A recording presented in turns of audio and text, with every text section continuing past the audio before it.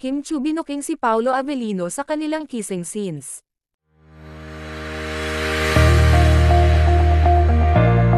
Sa isang interview binuking ni Kim Chiu si Paolo Avellino, kung saan sinabi niya na mismong si Paolo ang nagdala sa kanilang kissing scenes. Narito ang video. Eto bang yung sinasabi mo na si Paolo ang nagdala ng eksena? Siya na yun. Tapos na ako. Hanggang cabinet lang ako. Tapos yung mga iba nun, siya na.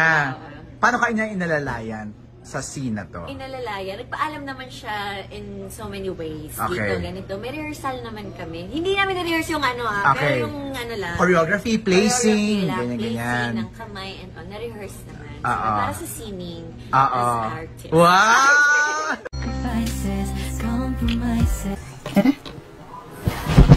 Okay pa dito. Okay pa dito.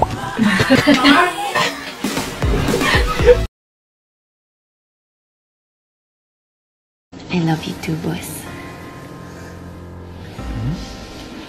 It's okay. At this point, I don't really care what you call me. I love you too.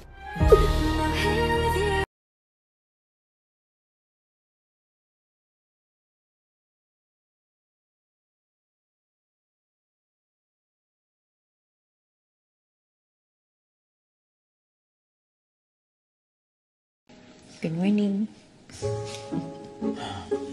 I can't wait to wake up beside you every day.